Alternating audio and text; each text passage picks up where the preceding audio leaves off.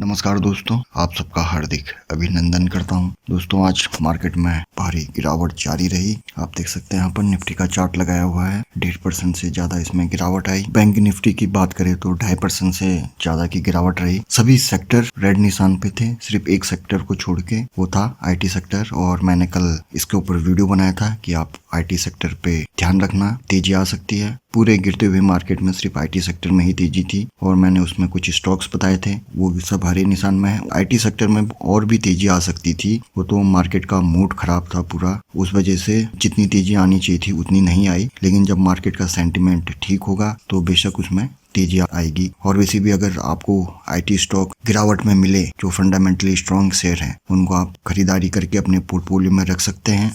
दोस्तों जैसे कि आप देख सकते हैं मैंने इंडेक्स लगाए हुए हैं, अलग अलग सेक्टोरियल इंडेक्स। तो आप यहाँ देखेंगे सब में गिरावट थी, सभी लाल निशान में थे और ग्रीन जोन में जो दिखाई दे रहा है वो निफ्टी IT था। तो निफ्टी IT में और भी तेजी आ सकती थी, लेकिन पूरे बाजार में बिकवाली हावी थी, इस कारण इसमें जितनी तेजी आनी चाहिए थी नहीं आई। लेकिन इतने गिरते हुए बाजार में भी इसने अच्छा प्रदर्शन किया, बाजार को सपोर्ट देने की कोशिश की। दोस्तों अगर बाजार में गिरावट की बात करें, बहुत सारे कारण होते हैं, मैं ये आपको पहले भी बता चुका हूँ। एक कारण मैं आपको यहीं पर बता देता हूँ। जैसे कि आप यहाँ पर देख सकते हैं बैंक निफ्टी में 2.5% से भी ज्यादा की गिरावट थी, कम से कम 800-900 पॉइंट गिरा। तो इसकी वजह से भी पूरा बाजार कमजोर हुआ। और बैंक निफ्टी और निफ्टी का क्या रिलेशन है ये मैं आपको पहले बता चुका हूँ कि निफ्टी 50 में जो ज्यादा वेटेज है वो फाइनेंशियल सर्विसेज का है। एक कारण तो ये हो गया। दूसरा कारण दोस्तों महंगाई भी है, इन्फ्लेशन बढ़ती जा रही है। और जो तीसरा कारण बताया जा रहा है दोस्तों वो है यूके ने इंटरेस्ट रेट बढ़ाया है। महंगाई को कम करने के लिए जो ब्याज दर में बढ़ोतरी करनी पड़ती है, आज नहीं तो कल RBI को भी ब्याज दरों में बढ़ोतरी करनी पड़ेगी। आपकी जानकारी के लिए बता दूं, RBI ने कोविड काल से अभी तक ब्याज दरों में कोई बदलाव नहीं किया है, लेकिन महंगाई को देखते हुए उनको आने वाले टाइम में इंटरेस्ट रेट बढ़ाना पड़ सकता है, और जो कि मार्केट को पसंद नहीं आता। और जो चौथा कारण है, आपको पता है ब्रिटेन में ओमिक्रॉन फैल रहा है और WHO के अनुसार जो ओमिक्रॉन की जो फैलने की रफ्तार है वो पुराने वेरिएंट से बहुत तेज है। लेकिन एक अच्छी बात यह है कि ये पुराने वेरिएंट से कम घातक, ऐसा WHO का मानना है। पांचवा कारण डॉलर का मजबूत होना और रुपये में गिरावट आना। जब जब ऐसा होता है दोस्तों, हमारी करेंसी में जब गिरावट ज्यादा ही आती है, डॉलर बढ़ता है, तो जो विदेशी निवेशक होते हैं वो भारतीय बाजार से पैसा निकाल के विदेशी मार्केट में लगाते हैं। उसका मैं अभी डेटा भी दिखाऊंगा कि विदेशी निवेशकों ने कितने का माल बेचा। तो आपको गिरावट में डरना नहीं है। खास तौर से जो आज सबसे ज्यादा गिरावट बैंकिंग सेक्टर में देखी गई, जो कि बहुत ज्यादा कंट्रीब्यूट भी करता है मार्केट में, बहुत ज्यादा वेटेज भी रखता है, उसी ने पूरा मार्केट को नीचे खींचने का काम किया। दोस्तों बाजार में गिरावट का एक कारण बैंकों की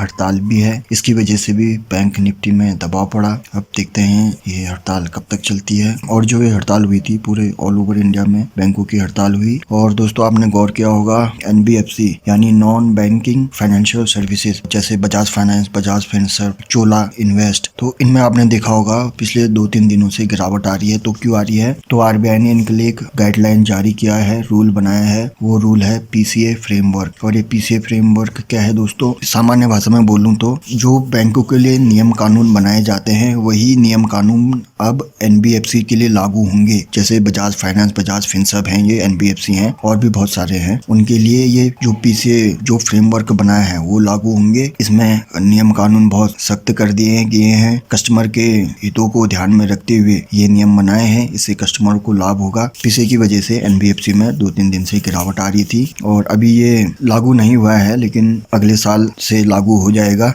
दोस्तों ये मैंने विदेशी निवेशकों का डेटा लगा रखा है 17 दिसंबर। आज देखेंगे इन्होंने 2000 करोड़ से ज्यादा की बिकवाली की है। और आपको मैं एक चीज दिखाना चाहूंगा, आप गौर करना, ये 1 दिसंबर से लेकर अभी तक इन्होंने सिर्फ बिकवाली ही की है। ये देख सकते हो आप, स्क्रॉल डाउन कर रहा हूँ, ये सब लाल निशान में दिखेगा। ये 17 दिसंबर तक, 1 दिसंबर से लेकर अभी तक इन्होंने सिर्फ बिकवाली ही की है। तो इससे भी मार्केट में असर पड़ता है। HDFC बैंक का चार्ट लगाया हुआ है मैंने, इसमें भी 1.5% से ज्यादा की गिरावट थी। तो आप इस गिरावट में जितने भी बैंकिंग शेयर है अच्छे उनको खरीद सकते हैं। और HDFC एक दमदार शेयर है, प्राइवेट सेक्टर का नंबर 1 बैंक है, ये खरीदारी कर सकते हो आप। थोड़ी थोड़ी क्वांटिटी में, अगर और गिरावट आती है तो थोड़ी थोड़ी क्वांटिटी ऐड करना। दोस्तों ये HDFC bank, Bajaj finance, Bajaj Finserv और SDFC जो इसकी होल्डिंग कंपनी है, वो ऐसे शेयर है जिनको शेयर मार्केट का ज्ञान नहीं है, जिनको कुछ नहीं आता। अगर वो सिर्फ डीमैट अकाउंट खोलें और उसके बाद इन शेयरों को खरीदें और होल्ड करें तो बेशक आराम से रिटर्न बनेगा। तो एक HDFC बैंक भी है, आप इसके बारे में सोच सकते हो। दोस्तों दूसरा जो स्टॉक है एक्सिस बैंक। IT तो सभी खरीद रहे हैं दोस्तों, लेकिन एक जो इन्वेस्टर होता है उसकी निगाहें जिस सेक्टर में गिरावट हो रही है उनमें होती है, ताकि